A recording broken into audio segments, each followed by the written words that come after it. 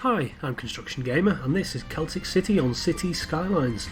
This is going to be episode number 41 in the series, and this episode is going to be a little bit different because we're going to be taking a tour of the city. I'm going to record some fancy cinematics, hopefully, of the city, so you get a good view of what we've achieved so far over the last 40 episodes.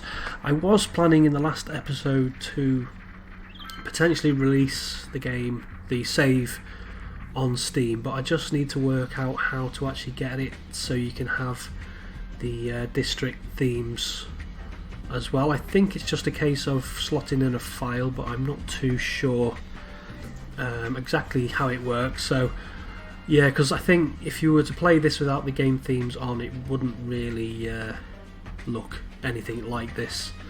It might be, the road layout will be the same and everything, but the buildings will be a lot different. Just prior to recording this episode, I just given myself a cash injection, otherwise known as cheating.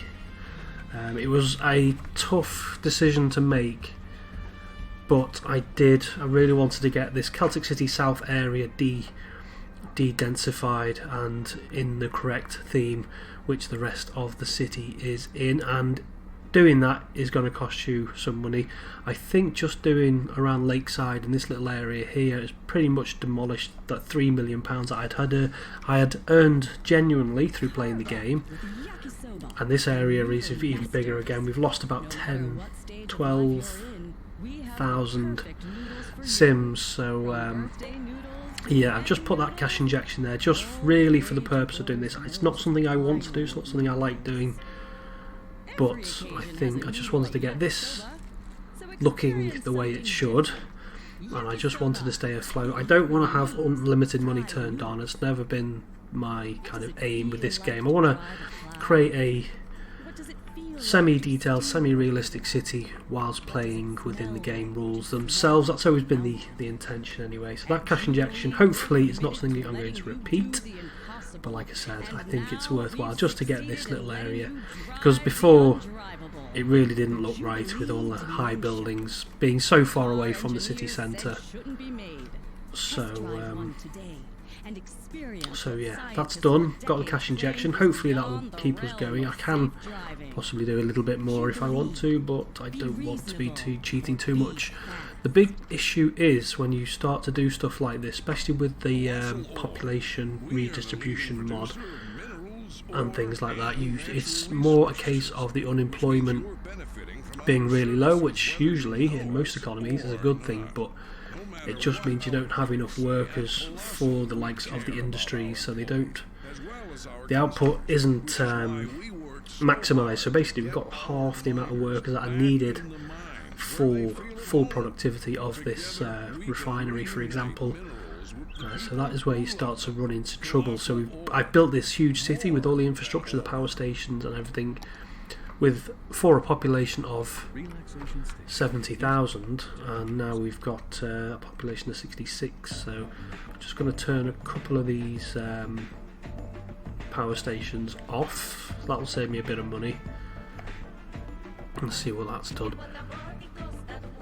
Yeah, I'll leave it at that. I always like to leave a little buffering, because even when you're not using the day-night cycle, power for some reason does fluctuate quite a lot. So we've got infrastructure in place for 77 or something thousand sims, and now that's gone down. So obviously we've got more infrastructure than we need, and we don't have enough jobs to fill the job positions that are available. So that's why I need this little bit of cash just to keep me afloat, just while things settle back down again. And I did buy that as well. Just wanted to finish this city centre off.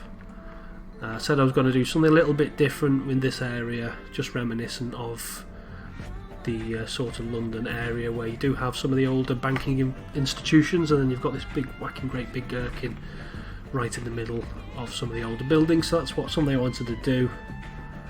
We've got our monorail. I haven't mentioned this before, but I said I was going to do like a Docklands light railway, which is a small railway which runs around the Docklands area of London. And yeah, I've created something that comes into the city centre, serves this residential area here, and then serves the banking sector just here.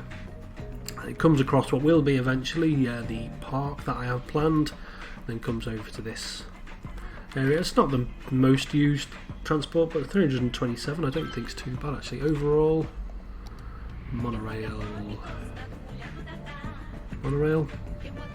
300, I don't think 300 is too bad, especially for a little tiny network like that. So yeah, just a bit quirky. I just thought it fitted in with, especially with the IT cluster and everything like that. So the city centre's almost finished. I might just finish a little bit off before I start recording the cinematic, because there's only that little tiny small section to finish, and we will take a tour of the city. I'm going to try and run it with the ultimate level of detail turned quite high, so we don't get props and decals coming in and out of shot all the time. So yeah, I'm going to experiment with that for this episode. I haven't recorded it yet obviously, but I'm going to shortly. So there we are, that's just an overview of the city, and I hope you enjoy the cinematics.